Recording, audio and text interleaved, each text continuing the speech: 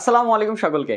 B unit ভর্তি ইচ্ছু ঢাকা বিশ্ববিদ্যালয়ের যারা শিক্ষার্থীরা আছো, ভর্তি প্রস্তুতির ক্ষেত্রে খুব গুরুত্বপূর্ণ একটা অংশ হচ্ছে জিকে। বরাবরই বলি 30টি প্রশ্ন আমরা দেখব 21-22 সেশনের জন্য। যারা ওই গত বছর 21-22 সেশনে, গত বছরের আগের বছর 21-22 সেশনের যে কোশ্চিনটা, সেটা আমরা আজকে একটু বিশ্লেষণ করব। কোন প্যাটার্নগুলো এখানে ফলো করা হচ্ছে, ঢাকা ইউনিভার্সিটিতে চান্স পাওয়ার জন্য তোমাকে কোন প্যাটার্নটা দেখা জরুরি, সেটা আজকে আমরা দেখব। তো খুব দ্রুত তোমরা জাস্ট জয়েন হয়ে যাও। পেইড ব্যাচের যারা আছো খুব দ্রুত জয়েন হয়ে যাও, যারা মেনশন করতে পারো, যাদের পরিচিত কেউ আছে খুব দ্রুত জয়েন হয়ে যাই আমরা। দেন আজকে আমরা 30টা প্রশ্ন একদম বিশ্লেষণ সহকারে দেখব, যে খুঁটিনাটি অপশনগুলো আমরা বিশ্লেষণ করব। দেন এই প্রশ্নগুলোর সাথে পরবর্তীতে কি প্রশ্ন আসতে পারে সেটা আমরা একটু দেখব। তো সব কিছু মিলিয়ে এই হচ্ছে বিষয়। সো খুব দ্রুত তোমরা জয়েন হয়ে যাও, এবং ততক্ষণে আমি দেখি একটু লাইভে।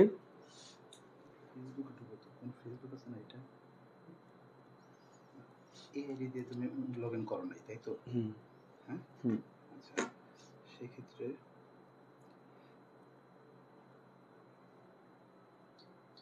ওকে, খুব দ্রুত জয়েন হয়ে যাও। আমি দেখছি এখানে নাফিসা মুনতাহা এসেছো, পূজা অধিকারী পূজা এসেছো। সো পূজা, তোমরা জাস্ট একটা মিনিট আমরা ওয়েট করে ফেলি, সকলেই চলে আসুক। দেন আমরা ঢাকা বিশ্ববিদ্যালয়ের খ ইউনিটের যে 2021-22-এর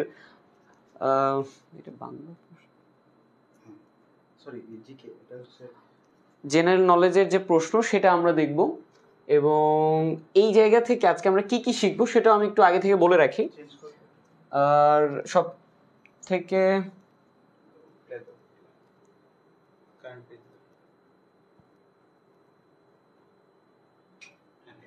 হ্যাঁ, তো চলো আমরা প্রথম প্রশ্নটাই, তোমরা যতক্ষণে বাকিরা আসতে থাকো তোমরা ততক্ষণে প্রথম প্রশ্নটার আমাকে একটু সঠিক উত্তরটা দিয়ে ফেলো খুব দ্রুত। আমি দেখতে পাচ্ছি এখানে পূজা অধিকারী এসেছো, নাফিসা মুনতাহা। তোমরা খুব দ্রুত এই প্রশ্নটার উত্তরটা একটু দেওয়ার চেষ্টা করো, যে যেটি জলবায়ুর নিয়ামক নয়।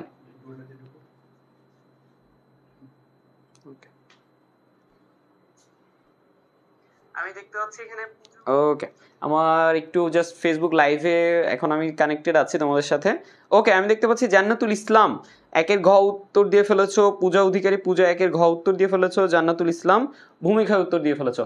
খুব গুরুত্বপূর্ণ একটা বিষয়। সো আজকের এই যে প্রশ্নগুলো আমরা আলোচনা করছি, এগুলো তোমাদেরকে একটা বেসিক একটা স্ট্র্যাটেজি তোমাদেরকে দেওয়া, একটা কনসেপ্ট দেওয়া, যে ক্ষেত্রে তোমরা ধরতে পারো যে আচ্ছা এই প্রশ্নগুলো কোথা থেকে আসছে, কিভাবে আসছে। এখন কোনো কিছু ভালো করার জন্য তোমাকে জিকে যে তুমি সমুদ্র সমান একটা বিষয় সেটা তুমি জাস্ট পড়ে যাচ্ছ, এটা কিন্তু তোমার কাজে দিবে না।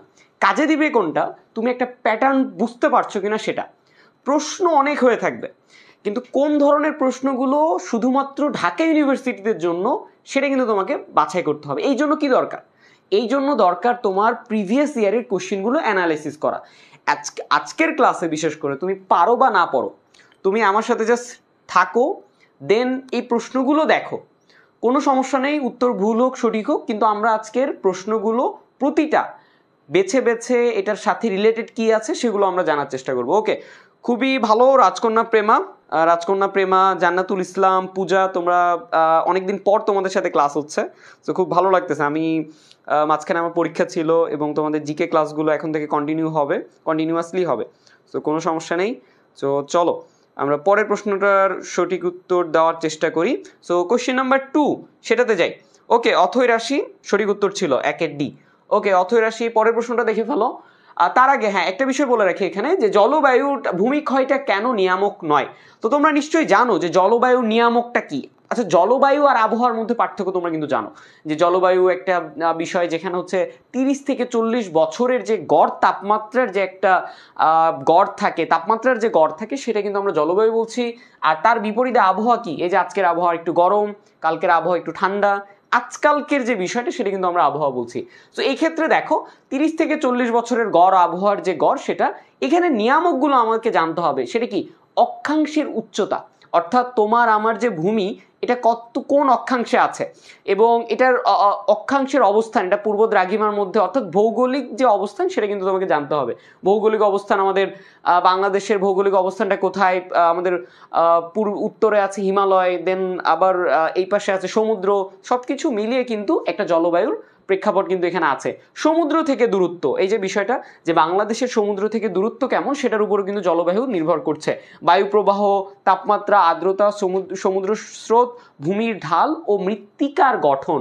এই মৃত্তিকার গঠন তোমাদেরকে প্রশ্ন আসতে পারে যে আচ্ছা নিচের কোনটি নিয়ামক নয়। তো সেই ক্ষেত্রে যেটা হচ্ছে যে মৃত্তিকার গঠন, এটা কিন্তু প্রশ্নে চলে আসতে পারে। সঠিক উত্তর কিন্তু তখন মৃত্তিকার গঠন হয়ে যাবে। ওকে, তোমরা 2 নম্বর প্রশ্নটার সঠিক উত্তর দেওয়ার চেষ্টা করো। বঙ্গবন্ধু 7ই মার্চের ভাষণ বাংলাদেশের সংবিধানের যে তফসিলে বর্ণিত হয়েছে, এখান থেকে আমরা কি বুঝতে পারছি যে আচ্ছা সংবিধান জিনিসটা বেশ গুরুত্বপূর্ণ, তাই না? সংবিধান জিনিসটা বেশ গুরুত্বপূর্ণ, অন্তত মুক্তিযুদ্ধ রিলেটেড যে জিনিসগুলো সেগুলোর সাথে।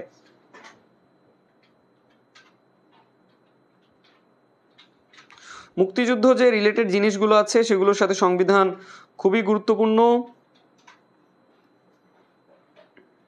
এবং এই প্রশ্নটার উত্তরটা আমি দেখি কে দিতে পারছো কোন সময়ে।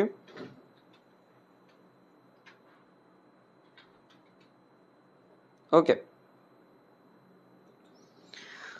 খুব দ্রুত অ্যান্সার করে ফেলো। তোমাদের অবশ্য পার্টিসিপেট একটু কম। তোমরা জিকে ক্লাসগুলো যদি এখন থেকে কন্টিনিউয়াস করতে পারো, কন্টিনিউয়াসলি, আমি একটা অন্তত তোমাদেরকে অ্যাসিওর করতে পারবো একটা জিনিস, যেটা হচ্ছে তোমাদের একটা বেসিক নলেজটা তৈরি হবে, ডেভেলপ হবে, এবং এটা তোমরা ভবিষ্যতে কিন্তু খুব ভালো একটা বেনিফিট কিন্তু তোমাদের হতে যাচ্ছে।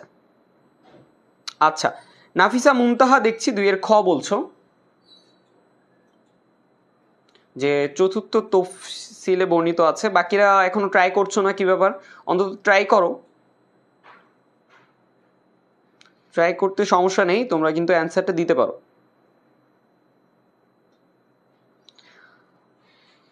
পূজা অধিকারী পূজা বলছো 2 খ। না, বিষয়টা হচ্ছে দেখো, হয়তো বা তোমাদের সংবিধান, আমরা সংবিধানের একটা পূর্ণাঙ্গ ক্লাস নিব তোমাদের জন্য, তো কোনো টেনশন নেই। জাস্ট আজকে থেকে এতটুকু আমরা জানলাম যে আচ্ছা সংবিধান রিলেটেড কিছু একটা থাকতেছে। ঢাকা ইউনিভার্সিটিতে আমার একটা মার্ক নিশ্চিত করার জন্য হইলেও আমাকে সংবিধানটা দেখে যাইতে হবে, সোজা কথা। তো এই সংবিধান রিলেটেড এটা হচ্ছে গ নাম্বার, যেটা পঞ্চম যে তফসিল সেখানে বর্ণিত হয়েছে। এখন তফসিলটা কি সেটা একটু জেনে ফেলি চলো। আজকের ক্লাসটা আমরা জাস্ট ওভারভিউ করতেছি, প্রিভিয়াস ইয়ারের এরকম আমরা কয়েকটা ইয়ারের আমরা কোশ্চিন অ্যানালিসিস করব। তো সেক্ষেত্রে দেখো, এই যে পঞ্চম, ষষ্ঠ, সপ্তম তফসিল যেটা আছে সংযোজন করা হয়েছে দেখো পঞ্চদশ সংশোধনের মাধ্যমে। যে পঞ্চদশ সংশোধন, সংবিধান তো একটা সার্বক্ষণিক বিষয় না, এটাকে তুমি সংশোধন করতে পারো, এটাকে তুমি পরিবর্তন পরিমার্জন করতে পারো। সেক্ষেত্রে দেখো এইখানে ঢুকানো হয়েছে 7ই মার্চের ভাষণ, অর্থাৎ এই তফসিলগুলা বা এই প্যারাগুলোতে কিন্তু ঢুকানো হয়েছে 7ই মার্চের ভাষণ এবং বঙ্গবন্ধু কর্তৃক যে 26 মার্চের স্বাধীনতার ঘোষণা এবং সপ্তম তফসিলে 10 এপ্রিলে মুজিবনগর সরকারে জারিকৃত স্বাধীনতার ঘোষণাপত্র। অর্থাৎ এই 3টা তফসিলে ঢুকানো হয়েছে সংবিধানে যে এই মুক্তিযুদ্ধের সাথে রিলেটেড যে ঘোষণাপত্রগুলো ছিল, তারপর হচ্ছে বঙ্গবন্ধুর যে নিজস্ব ঘোষণা ছিল সেগুলো ঢুকানো হয়েছিল। কারণ কি, এগুলো কিন্তু আমাদের মুক্তিযুদ্ধকে ট্রিগার করছে, যার ফলে কি আমরা জাতীয়তা বোধে আমাদের একটা পরিবর্তন আসছে, যার জন্য কিন্তু আমাদের দেশটা স্বাধীন হয়েছে। এই ক্ষেত্রে কিন্তু তোমার এই যে গ নাম্বার যে এই উত্তরটা, যে 7ই মার্চের ভাষণে বঙ্গবন্ধু সংবিধানের বাংলাদেশ সংবিধানের যে তফসিলে বর্ণিত হয়েছে পঞ্চম তফসিলে, মুক্তিযুদ্ধ রিলেটেড অনেক কিছু পড়ি, কিন্তু সংবিধানে যে মুক্তিযুদ্ধের কিছু আছে সেটা কিন্তু দেখে যায় না, যার ফলে কিন্তু আমরা মনে করি আচ্ছা মুক্তিযুদ্ধে এত পড়লাম তারপরেও কিন্তু কমন আসলো না। ওকে, চলো 3 নম্বর প্রশ্নটা দেখি, যে এটা কিন্তু সাম্প্রতিক, তো সাম্প্রতিক প্রশ্নটা আমরা দেখে যাই, এটা তো আর আমাদের আসবে না। তবে এখান থেকে একটা মেসেজ আমরা পাই, যারা আছো, রাজকন্যা আছো, নাফিসা আছো, পূজা আছো, তোমরা একটা বিষয় দেখো, নাফিসা একটা বিষয় দেখো, যে এই কোশ্চিনগুলো থেকে একটা আইডিয়া পাও। ফার্স্ট 3টা কোশ্চিনের প্রথমটা এসেছে একদম তোমার ভূগোল থেকে, জলবায়ু, দেন দ্বিতীয়টা এসেছে মুক্তিযুদ্ধ থেকে, তৃতীয়টাতে এসেছে সাম্প্রতিক থেকে। একটা নলেজ কিন্তু আমরা পাচ্ছি যে আচ্ছা আমার একটা ভূগোল আমাকে দেখতে হবে, এটা 9-10-এর ভূগোলের যে বইটা আছে, আমরা ভূগোলের বিষয়গুলো পড়াবো, ভৌগোলিক অবস্থান থেকে শুরু করে ভৌগোলিক প্রেক্ষাপট যা আছে। দেন মুক্তিযুদ্ধ তো আমরা একদম প্লেন যত আছে A to Z, মুক্তিযুদ্ধের জন্য আমাদের বেশ কয়েকটা ক্লাস কিন্তু লাগবে। ওকে, এখানে দেখো সাম্প্রতিক একটা প্রশ্ন আমরা দেখে ফেলি। 2022-এ অনুষ্ঠিত বাংলাদেশ নিউজিল্যান্ড টেস্ট সিরিজের সর্বোচ্চ উইকেট সংগ্রহকারী বাংলাদেশের ক্রিকেটারের নাম। এখন বাংলাদেশের কথা বলতে গেলে ক্রিকেটের কথা বলতেই হয়, ক্রিকেট আছে, ফুটবল আছে, এই নিউজগুলো কিন্তু খুব গুরুত্বপূর্ণ। এখন দেখো সর্বোচ্চ উইকেট কি বাংলাদেশ নিউজিল্যান্ড টেস্ট ক্রিকেটার, এটা কি হতে পারে? সকলে উত্তর দাও। এটা কিন্তু হয়ে যাচ্ছে এবাদত হোসেন। এবাদত হোসেন যিনি কিনা বাংলাদেশ বিমান বাহিনীর একজন সক্রিয় এখনো তিনি সৈনিক। তো সেক্ষেত্রে কিন্তু এই উত্তরটা সঠিক যে 1 জানুয়ারি থেকে 5 জানুয়ারি পর্যন্ত ওই সময়ে নিউজিল্যান্ডে যে টেস্ট সিরিজটা চলতেছিল সেখানে কিন্তু তিনি 7টা উইকেট পায়। তো এটা কিন্তু খুব বড় একটা বিষয় এবং এটা কিন্তু একটা প্রশ্নে চলে এসেছে, যেটা একটা অ্যাডমিশন কোশ্চিন হয়ে গেছে, মানেই বুঝতে পারছো বেশ গুরুত্বপূর্ণ। ওকে, 4 নাম্বারটা একটু দেখে ফেলি চলো। অথৈ রাশি, পূজা, নাফিসা তোমরা যারা আছো এবং জান্নাতুল ইসলাম, এবং একটা জিনিস আমার খুবই ভালো লাগছে যে তোমরা দেখো, তোমরা যে কয়েকজন আছো তার মধ্যে কিন্তু আমি বেশিরভাগ দেখতে পাচ্ছি তোমরা মেয়েরাই বেশি অ্যাটেন্টিভ, একটা বিষয় আসলেই প্রকাশ পাচ্ছে এখানে। তোমাদের ক্লাসের যে এখানে অ্যাটেন্ডেন্সটা দেখতে পাচ্ছি, বাকিরা আসলে কোথায়? এবং তোমরা এখন থেকে যারা অ্যাটেন্টিভলি এই জিনিসগুলোকে কেয়ার করবে, ধরে নাও যে আজকে আমি এই প্রশ্নগুলো দেখালাম, দেন তুমি এটা নিয়ে একটু ঘাটাঘাটি করছো যে আচ্ছা পিডিএফটা তো আমরা দিয়ে দিচ্ছি, পিডিএফটা অনুযায়ী তুমি আরও কিছু বিষয় জানার চেষ্টা করছো, এগুলোই তোমাকে না বাকিদের থেকে আগাবে। তুমি বলতে পারো যে ভাইয়া একদিন 1 ঘন্টাতে কি যায় আসে, কিন্তু ওই একদিনের 1 ঘন্টা 30 দিনে 30 ঘন্টা হয়ে যায়। তো যার ফলে তোমার স্ট্র্যাটেজিটা আরও ডেভেলপ হয়। তো চলো 4 নম্বরের উত্তর আমি অলরেডি পেয়ে গেছি। অথৈ রাশির কাছে পেয়েছি, রাজকন্যা পেয়েছি, পূজা অধিকারীর কাছে পেয়েছি। তো 4 নম্বর প্রশ্নটা ছিল হচ্ছে যেটি সাম্প্রতিক সময়ের ঘূর্ণিঝড়ের নাম। এই যে 3, 4 দুটোই সাম্প্রতিক, এবং ঘূর্ণিঝড়, জলবায়ু, এই জিনিসগুলো তুমি নিজেও জানো যেগুলো খুবই গুরুত্বপূর্ণ। তো এটা সঠিক উত্তরটা আমরা দেখছি অনেকে সি বলছো। হ্যাঁ, এটা সঠিক উত্তর কিন্তু সি। এই যে 7 থেকে 12 মে 2022 সালের 7 থেকে 12, এই যে এখন মে মাস চলছে না, এখন কিন্তু মে মাস কিন্তু অলরেডি পার হয়ে যাচ্ছে, এখনো কিন্তু সামনে একটা বড় ঘূর্ণিঝড়ের কিন্তু একটা প্রেক্ষাপট আছে। তো এগুলো জিনিস তোমরা ডেইলি নিউজ পেপার যখন পড়বে তখন কিন্তু হাইলাইটে থাকবে। কখন তুমি প্রথম আলো পেপার বলো বা দৈনিক যুগান্তর বলো, যে পেপারটা তুমি পড়ছো সেখানে কোথাও না কোথাও তুমি ঘূর্ণিঝড়ের নামটা কিন্তু পড়ছো, এটা কিন্তু তোমার কাজে দিবে। এই যে খুব সহজ একটা নাম যে ঘূর্ণিঝড় অশনি, এই ঘূর্ণিঝড় অশনি এই সময় সক্রিয় ছিল এবং বাংলাদেশের সর্বশেষ ঘূর্ণিঝড় মোখা 2023 সালের 24 মে কিন্তু বাংলাদেশে প্রবেশ করে। তো এই রিলেটেড তোমাকে আর কয়েকটা ইনফরমেশন জেনে নিতে হবে যেটা তুমি জানলে মোখা। ওকে, 5 নম্বরে চলে যাই। এরকম আমাদের আর 25টা আছে, বাকিগুলো আমরা খুব দ্রুত যাব। শুরুর জিনিসগুলো আমরা জাস্ট একটু স্ট্র্যাটেজিটা আমরা ফলো করার চেষ্টা করছি। কর অন্তর্ভুক্ত রাজস্ব নয়, একটা বিষয় খেয়াল করো, অর্থনীতি তোমাদের আছে, সো অর্থনৈতিক বিষয়গুলো টার্মসগুলো কিন্তু তোমাদের আসতেই পারে। তো খুব প্লেন কিছু কনসেপ্ট আসবে যে কর অন্তর্ভুক্ত রাজস্ব নয়। এই প্রশ্ন কিন্তু 9-10-এর যে একটা সমাজ বই ছিল, সমাজ বলতে বাংলাদেশ ও বিশ্ব পরিচয় যে বইটা আছে সেখান থেকে নেওয়া।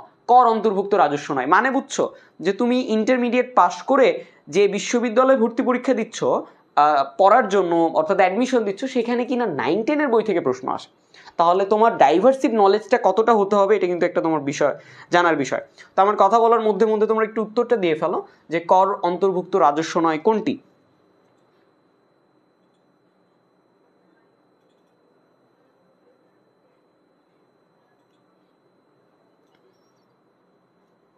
ওকে, আমি দেখছি সবার আগে নাফিসার উত্তরটা এসেছে, রেজিস্ট্রেশন ফি। আচ্ছা, বাকিরা কি খবর? বাকিরাও নাফিসার সাথে পূজা দেখছি 5-এর গ বলছো, রাজকন্যা প্রেমা বলছো দেখছি 5-এর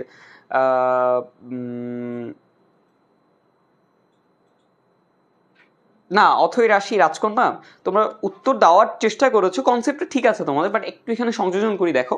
বিশেষ করে জান্নাতুল, অথৈ, রাজকন্যা, পূজা, নাফিসা, এই 5জনই উত্তর দিয়েছো। ওকে, এখানে একটা বিষয় খেয়াল করো, কর অন্তর্ভুক্ত, কর মানে কি? যেটাতে সরকার কি করে, ভ্যাট বলে না, এই ভ্যালু অ্যাডেড ট্যাক্স যেটা, সো এই ট্যাক্সটা অন্তর্ভুক্ত নয় এরকম রাজস্ব, অর্থাৎ এখানে কোনো ট্যাক্স নাই। এখন খেয়াল করো, নন জুডিশিয়াল স্ট্যাম্প, একটা নন জুডিশিয়াল স্ট্যাম্প নিতে গেলে তোমার কিন্তু সরকারকে কি দিতে হবে, ট্যাক্স দিতে হবে, এটা কর অন্তর্ভুক্ত, বহির্ভুক্ত না। আচ্ছা, আবগারি শুল্ক, এই যে বিভিন্ন পণ্য থেকে শুরু করে বিভিন্ন প্রোডাক্টে তুমি যে শুল্কটা বসাও এটা কিন্তু একটা ট্যাক্সের মধ্যে পড়ে, সো এটা একটা ট্যাক্স, তাহলে এটাও কিন্তু ট্যাক্সের মধ্যে। রেজিস্ট্রেশন ফি, তুমি তোমার স্কুলে রেজিস্ট্রেশন ফি থেকে শুরু করে বিভিন্ন জায়গাতে জমি রেজিস্ট্রেশন ফি আছে, বিভিন্ন ফর্ম ফিল আপের রেজিস্ট্রেশন ফি আছে, এগুলোতে কিন্তু সরকার কি বসায়, কর বসায়। কর বসায় না কোনটাতে? এটা টোল ও লেভি। তুমি যখন একটা ব্রিজ পার হও, মনে করো তুমি যমুনা সেতু পার হচ্ছ, বা এই যে এখন রিসেন্ট পদ্মা সেতু, তোমরা কেউ পদ্মা সেতু পার হয়েছো কিনা? পদ্মা সেতু পার হইতে গেলে তোমরা যে টোলটা দাও, এই টোলটাতে কিন্তু সরকারের কোনো ট্যাক্স থাকে না। এটা সরকার কি তার খরচ আদায় করার জন্য নেয়। এটা কিন্তু কোনো পণ্যের উপর বাড়তি কোনো খরচ না। অর্থাৎ একটা বিস্কুটের দাম 10 টাকা, সেখানে সরকার চাইছে যে না 2 টাকা তোমাকে আমাকে দিতে হবে 10 টাকার মধ্য থেকে। সো তখন ওখানে লেখা থাকে ভ্যাট অ্যাডেড প্লাস ভ্যাট, ব্যাপারটা এরকম যে ভ্যাট সহ দামটা। তো তখন কিন্তু এটা কিন্তু দাম না। সো টোল ও লেভি এটা কিন্তু সরকার কোনো ভ্যাট ট্যাক্সের আওতায় না, এটা ডিরেক্ট তাদের কি রাজস্ব। এটা কোনো পণ্যের উপর বাড়তি খরচ থেকে সে আয় করছে না। আমি নিশ্চয়ই খুব সহজে বিষয়টা তোমাদেরকে বোঝাতে পেরেছি যে বাকিগুলোতে সরকার ট্যাক্স বসাচ্ছে বাড়তি কোনো খরচের উপরে, আর এখানে সরকার ডিরেক্ট আদায় করছে। এখানে কোনো পণ্য থাকছে না যেটার উপর সরকার বাড়তি খরচ বসাচ্ছে, বাড়তি খরচ নেই, পুরোটাই সরকারের আদায়। সো এই জন্য কিন্তু এটা কর অন্তর্ভুক্ত রাজস্ব নয়। তো একদম আমরা দেখলাম যে কর অন্তর্ভুক্ত। এখন কর বহির্ভূত আরও কিছু রাজস্ব আছে, সেগুলো দেখি। রাজস্বগুলোর মধ্যে একটা আছে সুদ।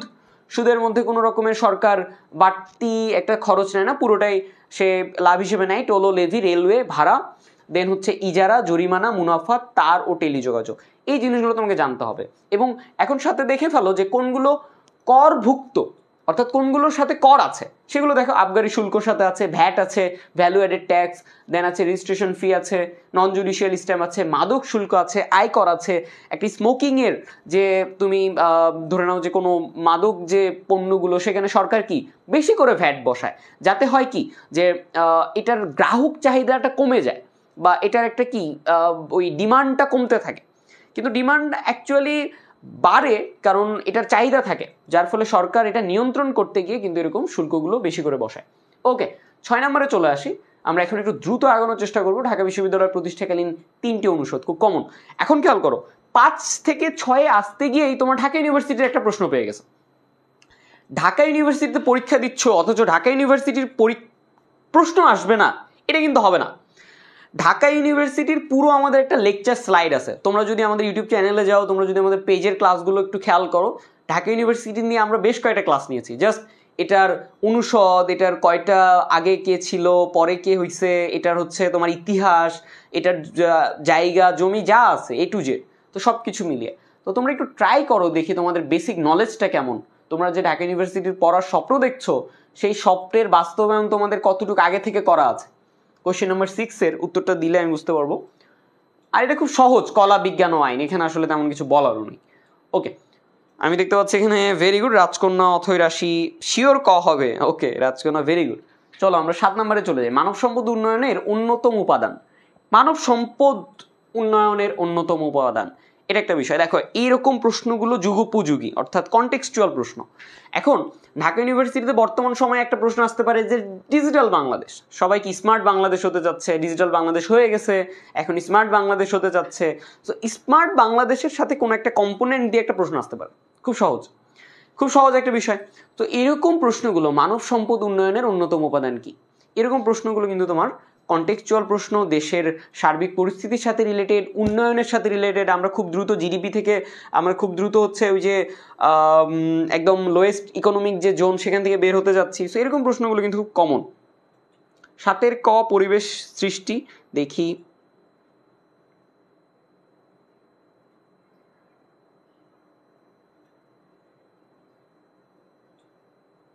ওকে, জান্নাতুল ইসলাম, নাফিসা মুনতাহা, পূজা অধিকারী, ভেরি গুড, সঠিক উত্তর দিয়েছে, এক কথায় সঠিক উত্তর। ওকে, এখন পরিবেশ উন্নয়নটা কি দেখো, এটা মানব সম্পদ। মনে করো আমি একটা মানুষ, আমাকে তুমি কিভাবে সম্পদে রূপান্তর করবা। এখন আমাকে কি করাইতে হবে, আমাকে তোমাকে পরিচর্যা করতে হবে, আমাকে পড়াশোনার একটা মাধ্যম দিতে হবে, পড়াশোনার একটা পরিবেশ দিতে হবে, আমাকে অনেকভাবে, আমাকে কর্মসংস্থান দিতে হবে। আমি তো পড়লাম, আবার বাসায় চলে গেলাম, খাইলাম, ঘুমাইলাম, তাহলে তো আমি সম্পদে রূপান্তর হইলাম না। আমাকে একটা সম্পদে রূপান্তর করতে হলে আমাকে একটা পরিবেশ দিতে হবে, আমার খাদ্য চাহিদা পূরণ করতে হবে, আমার কর্মসংস্থান দিতে হবে, অর্থাৎ আমার কাজের পরিবেশ সৃষ্টি করতে হবে। তো সব কিছু কিন্তু পরিবেশ উন্নয়নের সাথে রিলেটেড। বাজার সৃষ্টি করলে যে আমার মানব সম্পদ উন্নয়ন হয়ে যাচ্ছে, ব্যাপারটা এমন না। বাজার আছে, বাট সেখানে ক্রেতা নাই, বিক্রেতা নাই, দরকার কি? আচ্ছা, চাহিদা সৃষ্টি, চাহিদার সাথে মানব সম্পদের উন্নয়নটা কিসের সাথে রিলেটেড? মনে করো যে আমার চাহিদা, ফোনের চাহিদা রিলেটেড। ফোনের চাহিদা হয়ে গেছে বাট ফোন কেনার মানুষ নাই, তাহলে তো হইল না। সো চাহিদা সৃষ্টির আলটিমেট কোনো ভ্যালু নাই। জনশক্তি আমদানি, এখন কোনোভাবে জনশক্তি তুমি যদি আমদানি করো, আমার তো তাহলে সম্পদ হয়ে লাভ কি? তা আমার বেকার থাকাই ভালো। তুমি আমার কাজটা আরেকজনকে আমদানি করে দিয়ে দিচ্ছ, যেমন অলরেডি হচ্ছে। অনেক ব্রিজ, অনেক উন্নয়নের যে কাজগুলো সেগুলো কিন্তু বাইরের ইঞ্জিনিয়াররা নিয়ে আসছে, বাইরের ইঞ্জিনিয়ার। তো দরকার কি জনশক্তি আমদানি যদি করোই, তাহলে দেশের জনগণের কাজ কি? সো এই জন্য সবকিছু বিবেচনা করে ক নাম্বার কিন্তু সঠিক উত্তর। মানব সম্পদ উন্নয়নের কিন্তু প্রধান মুখ্য উপাদান হলো শিক্ষা। আর মানব সম্পদ উন্নয়নের এই যে শিক্ষা, এটা কি করে একটা আর পাশাপাশি যে উন্নয়নগুলো আছে, দেখো উপাদানগুলো আছে, স্বাস্থ্য সুবিধা আছে, খাদ্য আছে, পুষ্টি, দক্ষতা, কর্মসংস্থান, পরিবহন, জনসংযোগ মাধ্যম, পরিবেশ উন্নয়ন, দক্ষ শ্রমিক, অবকাঠামোগত উন্নয়ন। ওকে, এখন মূল কথা একটাই, তোমরা যেই 5 জন অ্যাটেন্ডিভ ক্লাস করছো, আমি একটা কথা তোমাদেরকে বলে রাখি। আমার দীর্ঘ প্রায় 2 বছরের একটা পড়ানোর অভিজ্ঞতা। এটা পড়ানোর অভিজ্ঞতা বলতে পড়াতে গিয়ে আসলে বোঝা যায় যে পরিবেশটা কেমন, তোমরা স্টুডেন্টরা কি চিন্তা করছো। কারণ আমিও তো একসময় এই অ্যাডমিশনের মধ্যে ফেজে ছিলাম। টিচাররা কোন বিষয়গুলো পড়ালে হয়তো আমার মনে হতো ভালো হতো, প্লাস হচ্ছে তোমরা এখন যারা আছো, তোমরা কালকে যখন একটা ঢাকা ইউনিভার্সিটিতে আসবে, দেন তোমরা কিন্তু বুঝতে পারবে যে আচ্ছা আমাকে ওইভাবে পড়াইলে আমার জন্য ভালো হইতো বা এরকম। সো ঠিক সেম জিনিসটা আমি একটা জিনিস বুঝছি, আমার এই লাইভে এখন যে তোমরা 5 জন আছো, আমি শিওর বলতে পারি জাস্ট আমি তোমাদেরকে কখনো দেখি নাই, তোমাদের সাথে আমি কখনো ফেস টু ফেস কথা বলি নাই, বাট আমি একটা জিনিস বুঝতে পারছি যে তোমাদের মধ্যে থেকে অন্তত 2 থেকে 3 জন অথবা 5 জনই তোমাদের জন্য 4 জন 5 জন 5 জনের মধ্যে আমি একজন আমার লাইভে আছি, যে 4 জন আছো। সো 4 জনেরই কিন্তু আলহামদুলিল্লাহ 4 জনেরই চান্স হয়ে যাওয়ার সুযোগ আছে। এবং এটা কেন বলছি যে তোমরা এখন থেকেই জাস্ট অ্যাডভান্স, ব্যাপারটা এমন যে তোমরা এইচএসসির আগে থেকে যে তোমাদের ড্রিমটা দেখা শুরু করছো, এটা অনেকে না ওই এইচএসসি শেষ করে গিয়ে একটু নানির বাড়ি দাদির বাড়ি থেকে ঘুরে আসে, সবাই ফ্রেন্ডরা মিলে ওই হুচুকে বাঙালি টাইপের যে ব্যাপারটা থাকে, কোচিংয়ে যাব, ভর্তি হব, এই ফার্ম গেটে যাব, ঢুকবো, ওখানে এই হবে ওই হবে, এরকম করতে গিয়ে আসলে শেষ হয়ে যায়। তো খুব শর্ট টাইমে গিয়ে একটা ওই ব্যারাকলের মধ্যে পড়ে যায়, যার ফলে আসলে আর পরবর্তীতে ওভারকাম করতে পারে না। সো এখন থেকে যেহেতু অ্যাটেন্টিভ আছো, আমি তোমাদেরকে জাস্ট একটা রিকোয়েস্ট করব, দিনের পড়াগুলো দিনে শেষ করে ফেলো। আজকের বি ইউনিটের আমরা কোশ্চেন সলভ করছি কোন ইয়ারের? 21-22 তোমরা প্রশ্নগুলো দেখো, বেশি না 10টা মিনিট সময় তোমরা দাও, আমার কথাগুলো জাস্ট শুনে মনে করো যাচ্ছে ঠিক আছে ভাইয়া তো এইভাবে বললো, আমি একটু নিজের মতো চিন্তা করি, কি হয়? ইউ আর কোয়াইট মানে ম্যাচিউর, সো তুমি নিজের মতো করে চিন্তা করতেই পারো। এই হচ্ছে বিষয়। তো চলো আমরা খুব দ্রুত এখন বাকি প্রশ্নগুলো দেখবো। আর তার আগে তোমাদেরকে বলে রাখি, একটু জাস্ট খাতা কলম নিয়ে রাখো, যে আচ্ছা ঠিক আছে স্ট্র্যাটেজিটা জাস্ট একটু রোড ম্যাপ করে ফেলো, তাহলে তোমার হবে কি ওই লিখার সাথে ব্রেনের একটা কানেকশন থাকবে। ওকে, 8 নম্বরে চলে আসি। বাংলাদেশের যে জেলায় প্রথম সৌরবিদ্যুৎ প্রকল্প চালু হয়? প্রথম সৌরবিদ্যুৎ প্রকল্প চালু হয় যে জেলায়। খুবই সিলি কোশ্চেন, বাট না জানা থাকলে তুমি আসলে কিছু করতে পারবে না।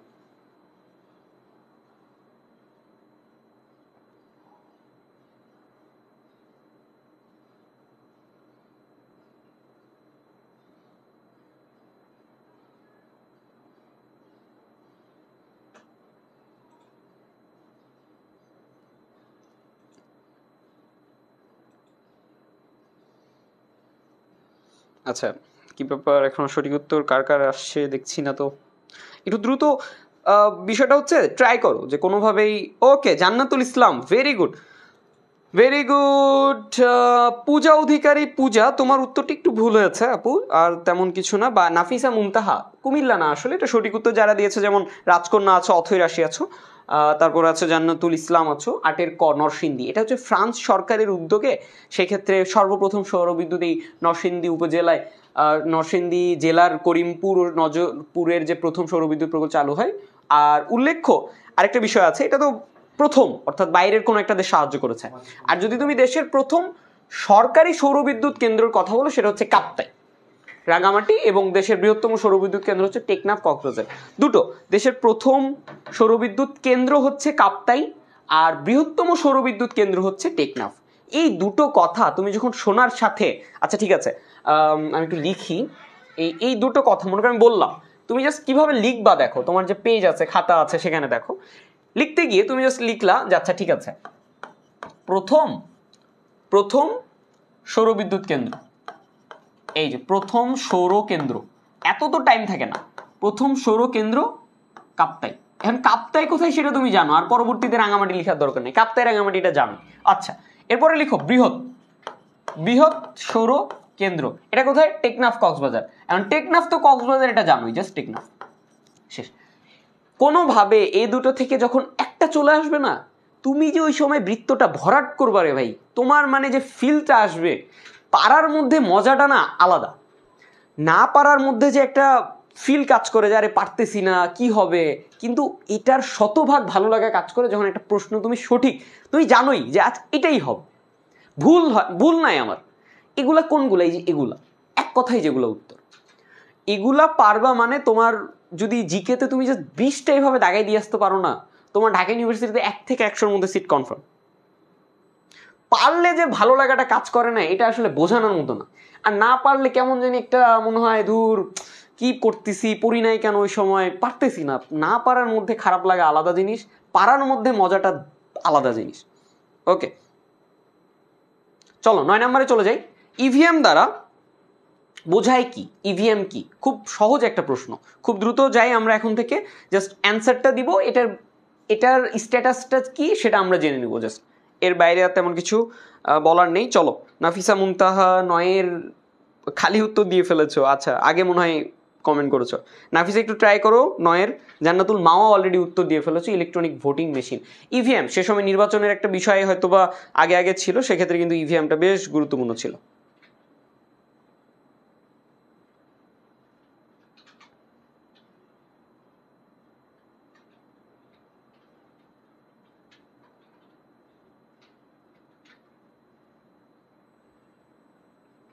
ওকে, আমি উত্তর পেয়ে গিয়েছি অলরেডি, সো এটা খুব বেশি মাথা ঘামানোর কিছু না। 9-এর সি হবে, তোমরা জানো ইলেকট্রনিক ভোটিং মেশিন।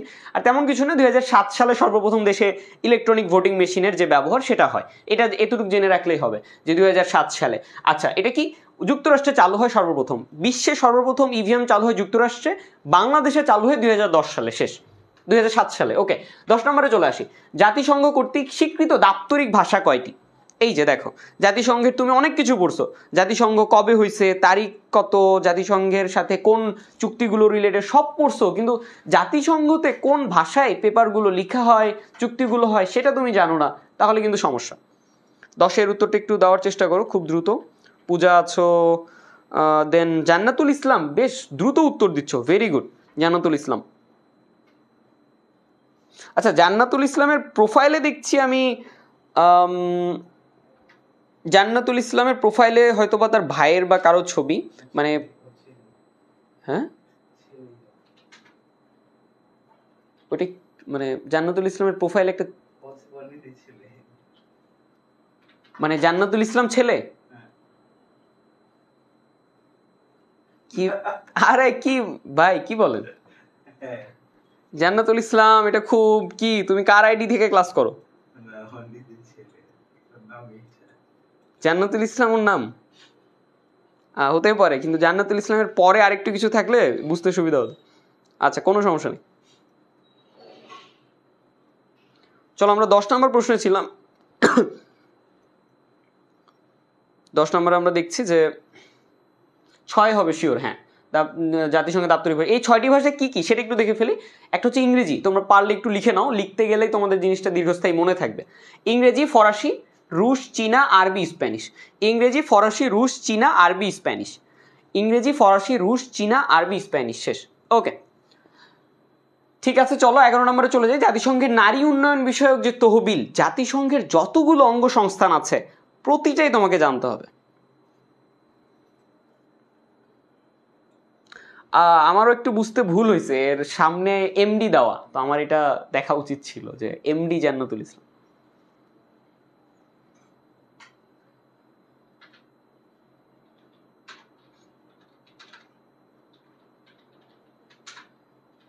ওকে, তোমরা 10-11 নম্বরটার উত্তর এখনো আসেনি, কি ব্যাপার? আচ্ছা, 11 চলে এসেছে। 11-র খ বলেছে ইউনিফেম, 11-র বি। ওকে, আমি দেখতে পাচ্ছি যারা 11-র বি বলেছো, যেমন জান্নাতুল জান্নাতুল ইসলাম, পূজা, রাজকন্যা, অথৈ রাশি, ভেরি গুড তোমাদেরকে। ইউনিফেম হচ্ছে নারী উন্নয়ন বিষয়ক তহবিলের নাম। সেটা কি দেখো, UNIFEM United Nations development fund for women. UNIFEM United Nations development fund for women's. এটা কোথায় দেখো, এর সদর দপ্তরটা নিউ ইয়র্কে। তোমার জানতে হবে এটা যে কার জন্য কাজ করছে, কোথায় বসে কাজ করছে, বাস। সদর দপ্তরটা কোথায় আর এটা প্রতিষ্ঠিত হয় কবে, সালটাল আসবে না, তুমি কখনোই দেখতে পারবে না ঢাকা ইউনিভার্সিটি স্পেসিফিক কোনো ডেট চাইছে, কখনো সাল চাইছে, খুব কম। সো এটা জাস্ট জেনে রাখো কার জন্য কাজ করছে, কোথায় বসে কাজ করছে, শেষ। আঞ্চলিক সংকট মোকাবেলায় বাংলাদেশের মাননীয় প্রধানমন্ত্রী শেখ হাসিনার প্রস্তাব জাতিসংঘের এসকাপের 78তম অধিবেশনে উত্থাপিত হয়েছে। এটা একটা রিসেন্ট কোশ্চেন।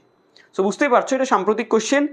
সাম্প্রতিক কোশ্চেনগুলো আই গেস তোমাদের পারার কথা না। সো চলো আমি এটা উত্তরটাতে যাই। দেখো, করোনা মহামারী ও রাশিয়া ইউক্রেনের যে সংঘাতের পটভূমিটা ছিল, সেই পটভূমির জায়গা থেকে কিন্তু এই যে আমাদের প্রধানমন্ত্রী শেখ হাসিনা, তিনি কিন্তু একটা সংকট মোকাবেলা, একটা অর্থনৈতিক সহযোগিতা জোরদারে তিনি কিন্তু 5টি প্রস্তাব দিয়েছিলেন। এটা কি 23 মে 2022। আমরা এটা কোন ইয়ারের কথা বলছি, 21-22। তো প্রধানমন্ত্রী, দেশের প্রধানমন্ত্রী একটা প্রস্তাব দিয়েছে, এটা গুরুত্বপূর্ণ না? এই প্রস্তাবটা কোথায়, এসকাপে এক ভিডিও বার্তায় প্রস্তাবটা দেন এসকাপে। ওকে, চলো আমরা 13 নম্বরে চলে যাই। যেটি বাজারের বৈশিষ্ট্য নয়। কোনটি বাজারের বৈশিষ্ট্য নয়, এটি তোমাদের পারার কথা। খুব দ্রুত উত্তর দিয়ে ফেলো।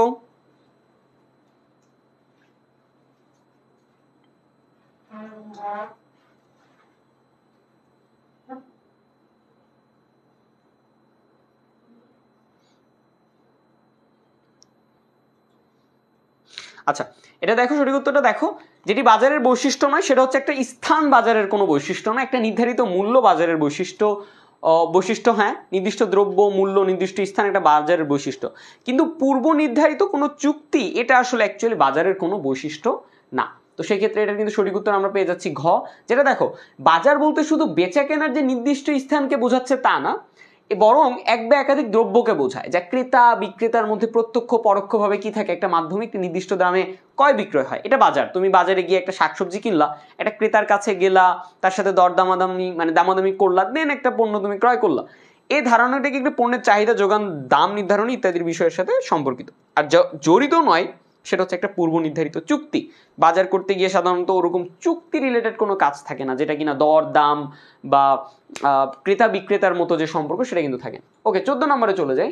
কাতার অনুষ্ঠিত হতে যাচ্ছে ফিফা ফুটবল বিশ্বকাপ। বুঝতেই পারছো, বিশ্বকাপের সময় ছিল, খুব হাইপে ছিল এবং বিশ্বকাপ নিয়ে অলরেডি প্রশ্ন চলে এসেছিল। সো যেটা হাইপে আছে, যেটা তোমার ট্রেন্ডে আছে, সেটা কিন্তু আসতে চলেছে ঢাকা ইউনিভার্সিটিতে। সো বুঝতেই পারছো। সো চলো আমরা 14-র উত্তরটা দিয়ে ফেলি খুব দ্রুত। আর এটা আগের প্রশ্ন, সাম্প্রতিক, সো এটাতে খুব বেশি সমস্যা নেই। 22তম অনুষ্ঠিত হচ্ছে 22তম ফিফা বিশ্বকাপ ফুটবল, এবং 23তম আর 2026 সালের যেটা, সেটাও জানিয়ে নিতে হবে। সেটা কি দেখো, 23তম বিশ্বকাপ ফুটবলের আসর বসবে হচ্ছে 2026 সালে আমেরিকা, কানাডা ও মেক্সিকোতে। সো এবছর যেটা, গত বছর যেটা হয়েছে, অর্থাৎ 22 সালে যেটা হয়েছে, সেটা 4 বছর পর 26 সালে কোথায় হচ্ছে সেটা কিন্তু আমাদের জানিয়ে নিতে হবে, এবং এটাতে কতটি দেশ অংশগ্রহণ করছে সেটাও জানতে হবে। ওকে, আমরা পেলাম যে 23তম, গত বছর হয়েছিল 22তম। দেখো, প্রশ্ন খুব সহজ হতে যাচ্ছিল যে অনুষ্ঠিত হতে যাচ্ছে কত আসরের বিশ্বকাপ ফুটবল। এটা কিন্তু একটা জাস্ট ছোট বাচ্চার প্রশ্ন। আমি এটা বলতে বাধ্য হলাম, কারণ এই প্রশ্নটা আসার মতো এখানে কোনো দেশের কথা বলা নাই, ভেন্যুর কথা বলা নাই, কোনো কিছু বলা নাই, জাস্ট বলা হচ্ছে আসরটা কত। এখন আজকে থেকে এই সামনের বছরের প্রশ্ন যদি আসে যে 2026 সালে কততম আসরের ফুটবল বিশ্বকাপ হচ্ছে, সেটা 23তম আসর যদি তুমি সঠিক উত্তর দিতে পারো, এটাই তোমার জন্য একটা লাকি চান্স হয়ে যেতে পারে। ওকে, 15 নম্বর, আমরা অর্ধেক প্রশ্নে চলে এসেছি। প্রান্তিক উপযোগ হ্রাসের কারণটা কি? এটা খুব দ্রুত উত্তর দিয়ে ফেলো।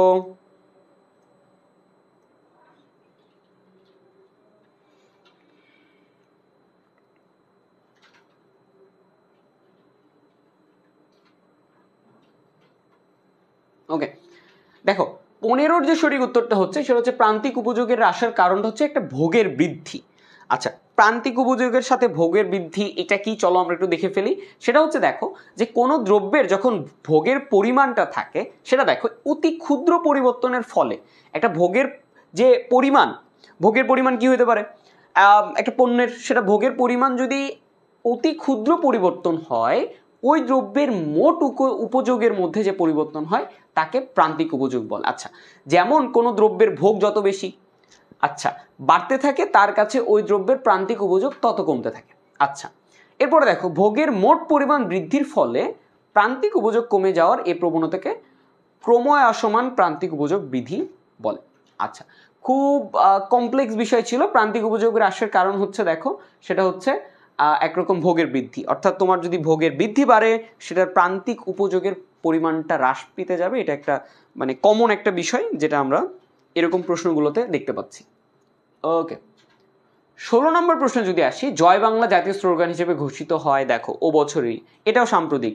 এখন পর্যন্ত সাম্প্রতিক প্রশ্ন পেয়েছি 4টা।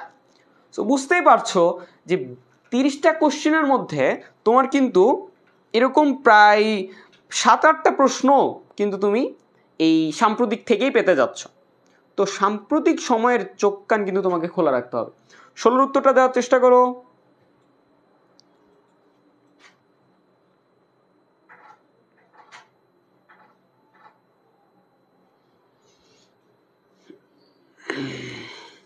ষোলোর এ। ওকে, ভেরি গুড।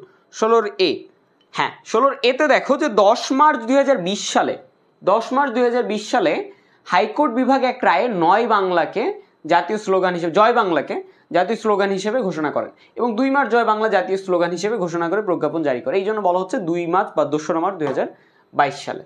ওকে, 17 নম্বরে চলে যাই। ডাইনামিক ওয়েবসাইটের বৈশিষ্ট্য নয় কোনটি? এই যে এখন চলে আসলো একটা আইসিটি প্রশ্নতে। 17 নম্বর প্রশ্নতে গিয়ে আমরা পেলাম আইসিটি ভিত্তিক কোনো একটা প্রশ্ন। তো বুঝতেই পারছো 17 নম্বর প্রশ্নে গিয়ে যখন আইসিটি ভিত্তিক প্রশ্ন পাচ্ছি, তো খুব দ্রুত এটার উত্তর করে ফেলো।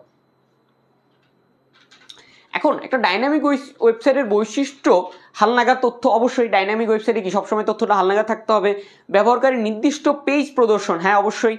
সহজ উন্নয়ন ব্যবস্থা, সেটাকে বাদ রাখি। আকর্ষণীয় লেআউট কিন্তু একটা ডাইনামিক ওয়েবসাইটের বৈশিষ্ট্য। তার সঠিক উত্তর এখানে হচ্ছে সহজ উন্নয়ন ব্যবস্থা। দেখে ফেলি, হ্যাঁ, সহজ উন্নয়ন ব্যবস্থা। দেখো যে আপডেট সহজ উন্নয়ন ব্যবস্থা আসলে একটা ডাইনামিক ওয়েবসাইটের বৈশিষ্ট্য নয়। এখানকার উন্নয়ন ব্যবস্থাটা বেশ প্রক্রিয়াধীন, জটিল, ইনপুট নেওয়া যায়, আপডেট করতে হয়, এরকম বেশ কিছু বিষয় কিন্তু এখানে আছে। আচ্ছা, G7 ভুক্ত একমাত্র এশীয় রাষ্ট্র কোনটি? এইবার আসলে একটা জোটের প্রশ্ন। ইউনাইটেড নেশনস রিলেটেড, এছাড়া বিভিন্ন ইকোনমিক যে জোট আছে বা বিভিন্ন পলিটিক্যাল বলো, দেন হচ্ছে সিকিউরিটিক্যাল যে জোনগুলো আছে, ন্যাটো ভিত্তিক যে বিষয়গুলো আছে, সেগুলো কিন্তু এখানে আসতে যাচ্ছে। G7 গ্রুপ অফ 7 ভুক্ত একমাত্র এশীয় রাষ্ট্র কোনটি? এটা একটু উত্তর করে ফেলো। আচ্ছা, তোমরা অনেকেই জেনে থাকো যে এশিয়ার মধ্যে কিন্তু জাপানের অবস্থান। তো ভারত, চীন, রাশিয়া সবগুলো এশিয়ার মধ্যে হলো একমাত্র G7 যাকে কিনা প্রাধান্য দেওয়া হয়েছে। ভারতকেও দেওয়া হয়নি, চীনকেও দেওয়া হয়নি, রাশিয়াকেও দেওয়া হয়নি, একমাত্র দেওয়া হয়েছে জাপানকে। আচ্ছা, 1975 সালে প্রতিষ্ঠিত হয় এই G7 এবং G7 রাষ্ট্র হলো যুক্তরাষ্ট্র, 7টা রাষ্ট্র গ্রুপ অফ 7, যুক্তরাজ্য, France, Germany, Italy, Canada, Japan একমাত্র এশীয় দেশ এবং 4টি ইউরোপীয় দেশ। এর সদর দপ্তর নেই, সোজা কথা। G7 এর কোনো সদর দপ্তর, এই গ্রুপগুলো সাধারণত সদর দপ্তর নেই। এরা ভার্চুয়ালি কোনো একটা সামিট করে, কোনো একটা দেশে গিয়ে বসে, আলোচনা করে, দেন শেষ করে। এই ওকে, 19-এ চলে যাই। জরুরি সেবা নম্বর 105 ফোন করলে যে সেবা পাওয়া যায়, খুবই গুরুত্বপূর্ণ একটা বিষয় ছিল। তুমি যে দেশে থাকো, তোমার একটা জরুরি সেবা দরকার, তুমি 999-এ ফোন দিচ্ছ, তুমি অ্যাম্বুলেন্সের জন্য কোথায় ফোন দিবা? ব্যাপারটা এরকম। সো খুব দ্রুত একটু এটার সঠিক উত্তর দিয়ে ফেলো।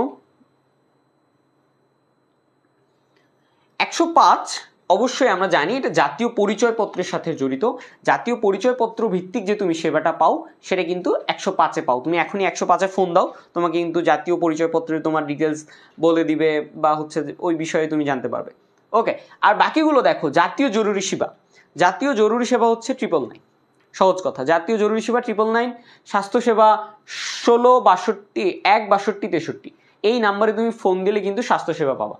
আমি যেমন মাঝে মাঝে একটু জ্বর সর্দি হইলে, যেমন আমার কিছুদিন আগে জ্বর ছিল, আমি এই নাম্বারে ফোন দিয়ে বলছি যে আমার এরকম জ্বর, মাথা ব্যথা বা এরকম মাথা ভারী হয়েছে, তো আমি কি ওষুধ খাবো।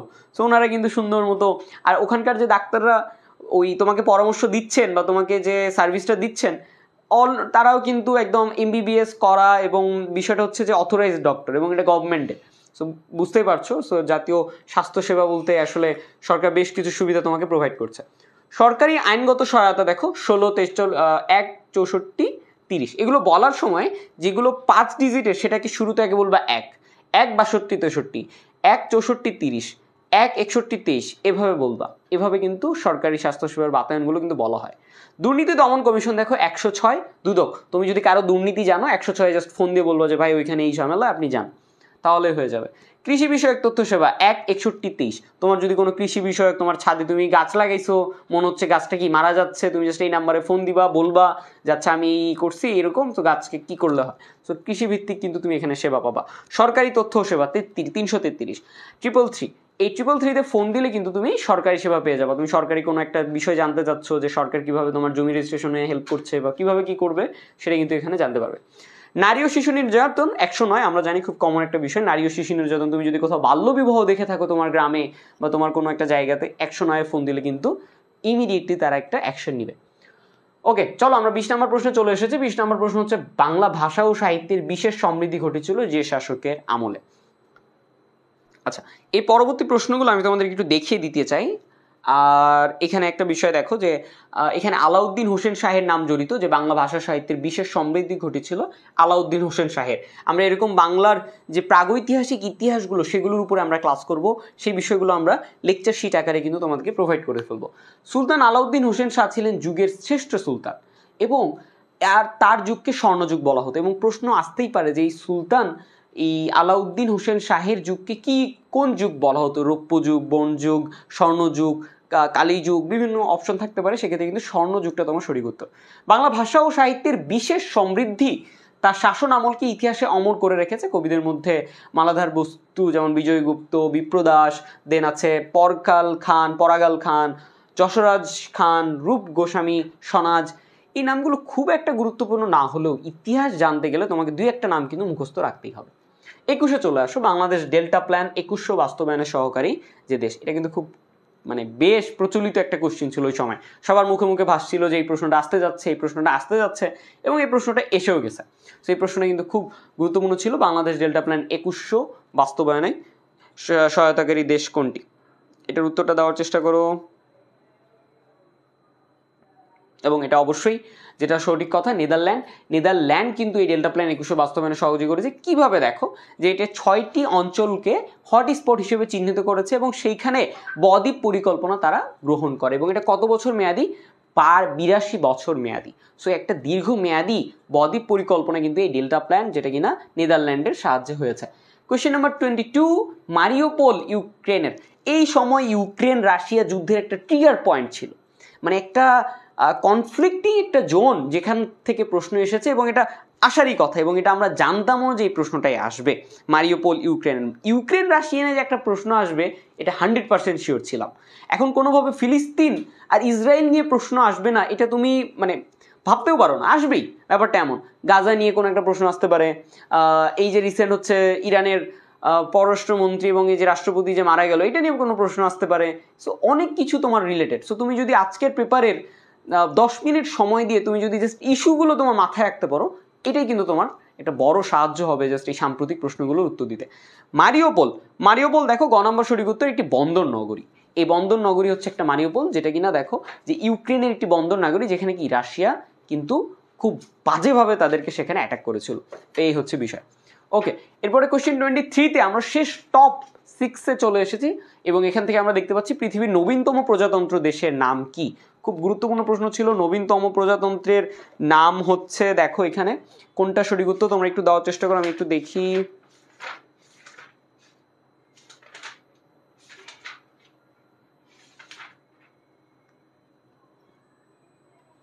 দেশের উত্তর এখন আসছে না, কি ব্যাপার? ওকে, দেশের খ বলছো, কিন্তু এখানে আসলে খ সঠিক উত্তর না, বারবাডোস হচ্ছে সঠিক উত্তর। নবীনতম প্রজাতন্ত্র, একটা দেশে প্রজাতন্ত্র প্রতিষ্ঠা হইলো অথচ তুমি জানো না, সেটা কিন্তু তোমার ওই বেসিক জিকের নলেজটাকে গ্যাপ তৈরি করবে। এই জন্য এই প্রশ্নটা এসেছে। বারবাডোস হলো নবীন প্রজাতন্ত্র দেশের নাম, এবং এটা ক্যারিবীয় একটা সাগরের দ্বীপ দেশ, যেটা পৃথিবীর নবীন প্রজাতন্ত্র বারবাডোস। এতটুকু জানলেই হবে, আর তেমন কিছু জানার এখানে প্রয়োজনটা নেই। আচ্ছা, যেই স্থানকে রাঙামাটির ছাদ বলা হয়, দেখো কোনভাবে প্রশ্ন প্যাটার্নগুলো দেওয়া হচ্ছে। একটা বাইরের দেশের সাথে একটা দেশের ইতিহাসের বিষয় থাকছে, এমন না যে 15টা বাংলাদেশ বিষয় বলি 15টা আন্তর্জাতিক বিষয় বলি একেবারে দিয়ে দিছে। কোনভাবে তোমাকে আসলে বাংলাদেশ বিদেশ, এই দেশ ওই দেশ করে তোমাকে ঘোরাচ্ছে, এটা কিন্তু তোমাকে মাথায় রাখতে হবে। সে চলো, রাঙামাটির ছাদ বলা হয়, আমরা জানি সাজেক ভ্যালি, তোমরা অনেকে হয়তো গিয়ে থাকবে, আমি পার্সোনালি এখনো যাইনি, ইনশাল্লাহ যাবো। তো সাজেক ভ্যালিকে কিন্তু রাঙামাটির ছাদ বলা হয়ে থাকে, এবং এটা রাঙামাটির সর্ব উত্তরের মিজোরাম সীমান্তে অবস্থিত। রাঙামাটির অনেকটা অংশ দেখা যায় সাজেক ভ্যালি থেকে, এই জন্যই বলা হচ্ছে রাঙামাটির ছাদ বলা হয়, যে অনেকটা অংশ তুমি ছাদে উঠলে কি পুরো অঞ্চলটা দেখতে পাও না, ব্যাপারটা এই জন্য বলা হচ্ছে রাঙামাটির ছাদ। আচ্ছা, এনআইসি নিচের যেটির সাথে প্রত্যক্ষভাবে জড়িত। এনআইসি সম্পর্কে তোমরা কতটুকু জানো সেটুকু একটু দেখি, আগে সঠিক উত্তরটা তোমরা দিয়ে ফেলো। নেটওয়ার্ক ইন্টারফারেন্স কার্ড আমি বলে দিলাম এনআইসি, তো সেটা সম্পর্কে তোমরা কতটুকু জানো এবং এটির সঙ্গে প্রত্যক্ষ সম্পৃক্ত, তোমরা একটু ট্রাই করো এটার উত্তরটা দেওয়ার।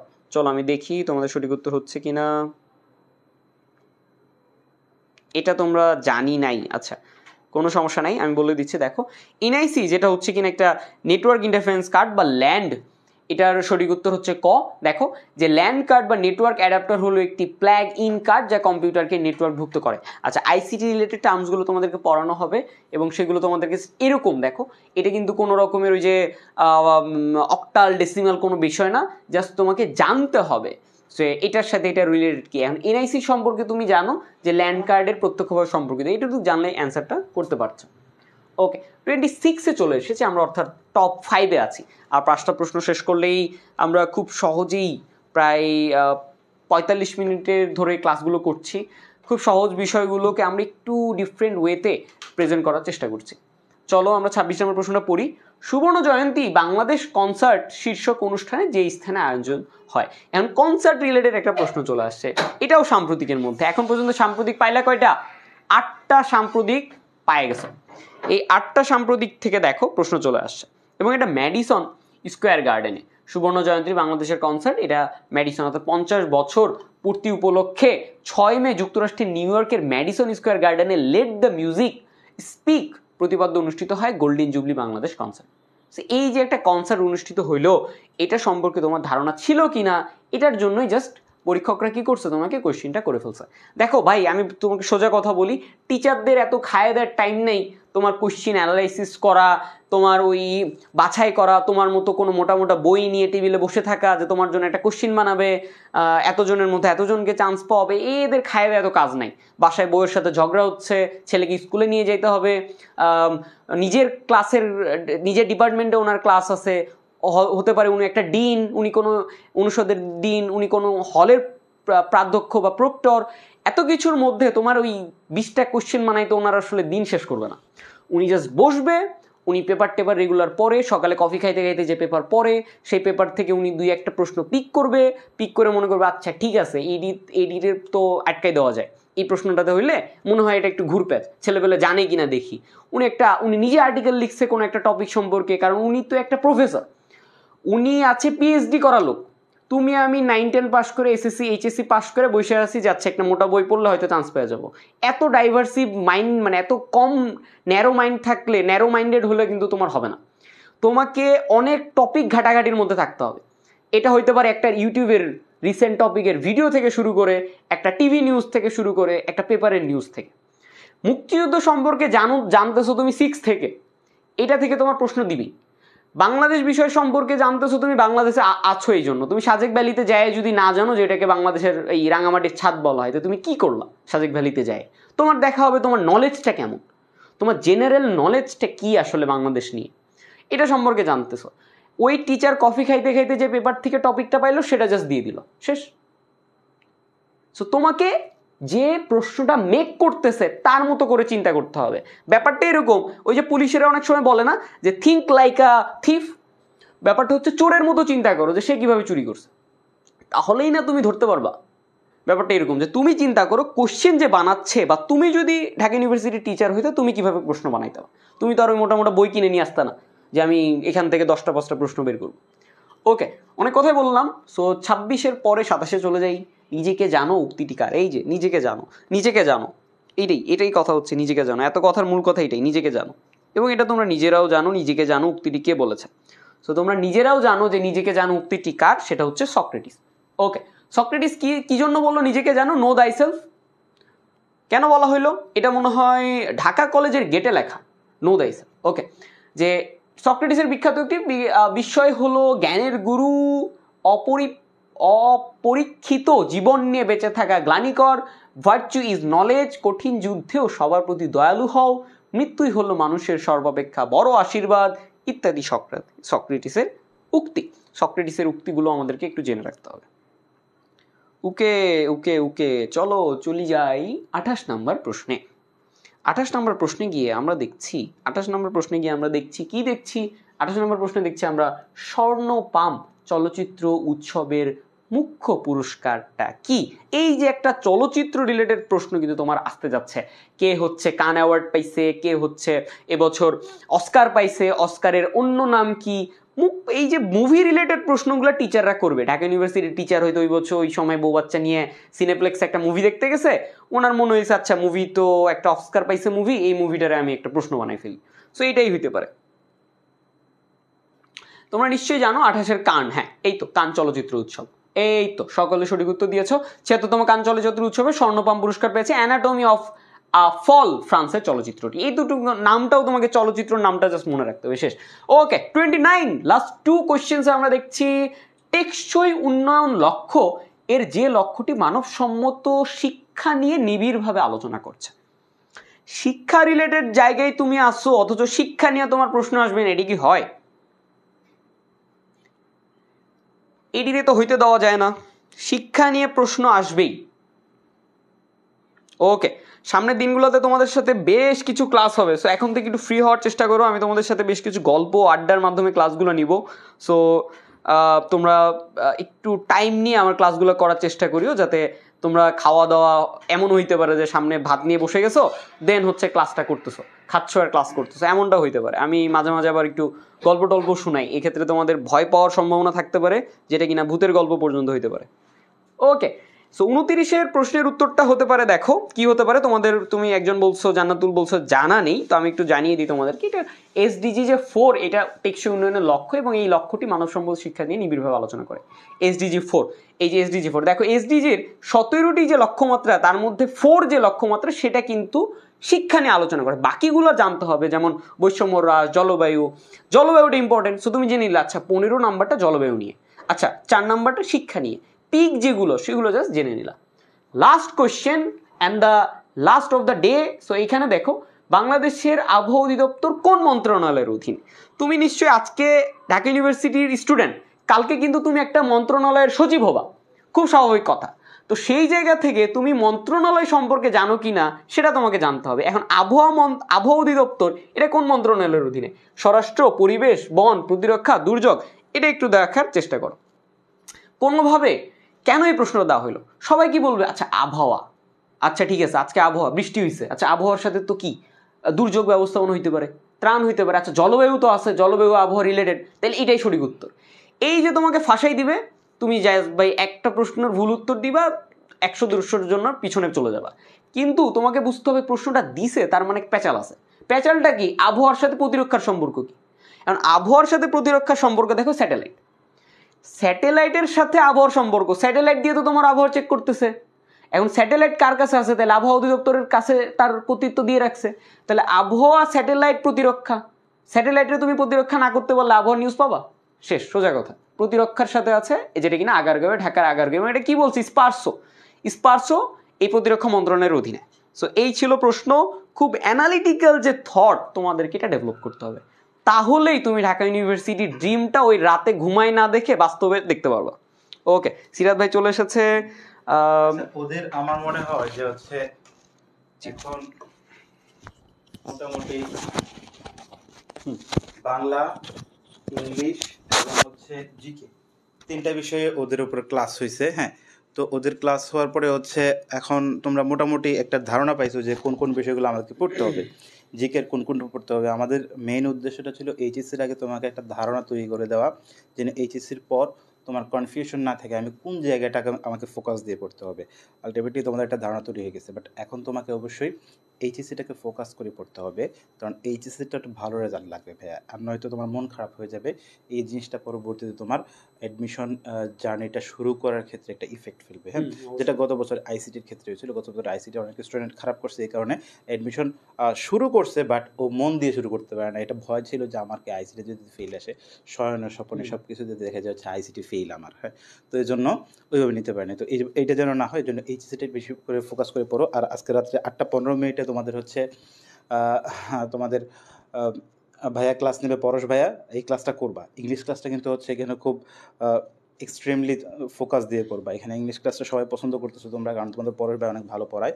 তো আসিফ ভাইকে আমরা পাবো হচ্ছে জিকেতে, বাট আমরা এই এইচএসসির আগে আমরা মোটামুটি অ্যাডমিশনের ক্লাস আর নেব না বললেই চলে, বাট মাঝে মাঝে হচ্ছে কিছু মোটিভেশনাল কথা বলার জন্য হয়তো আসবো, হ্যাঁ, কিন্তু এখন তোমাকে এইচএসসিটা ফোকাস করে পড়তে হবে, ওকে।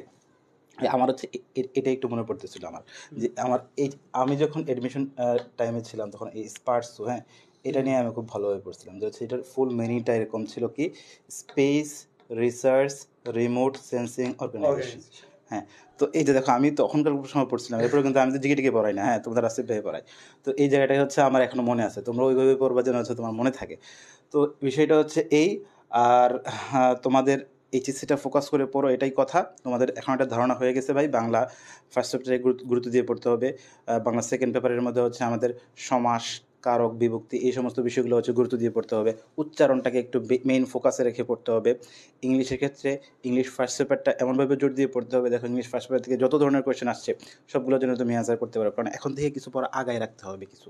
এইচএসসির সাথে সাথে অ্যাডমিশনের পড়াটা হচ্ছে তোমাকে একটা কম্বাইন করে, একটা মার্চ করে আগায় রাখতে হবে। পাশাপাশি জিকেটা যেটা আছে এটা তোমাদের হচ্ছে সিলেবাসের বাইরে, অ্যাডমিশনের তোমার হচ্ছে এইচএসসির সাথে মিলে না, এটা একদমই আলাদা। সো এটা আমরা হচ্ছে পরবর্তীতে পড়বো, পরবর্তীতে যে টাইমটা আছে জিকের জন্য এনাফ টাইম। জিকে নিয়ে টেনশনের আসলে কিছু নেই, তুমি জাস্ট একাডেমিকটা যদি ঠিক রাখতে পারো, হ্যাঁ আলহামদুলিল্লাহ, জিকে নিয়ে টেনশনের কোনো কিছু নেই। তো এই পর্যন্তই থাকলো, আল্লাহ হাফেজ। হ্যাঁ, আল্লাহ হাফেজ, আবার দেখা হবে নেক্সট ক্লাসে।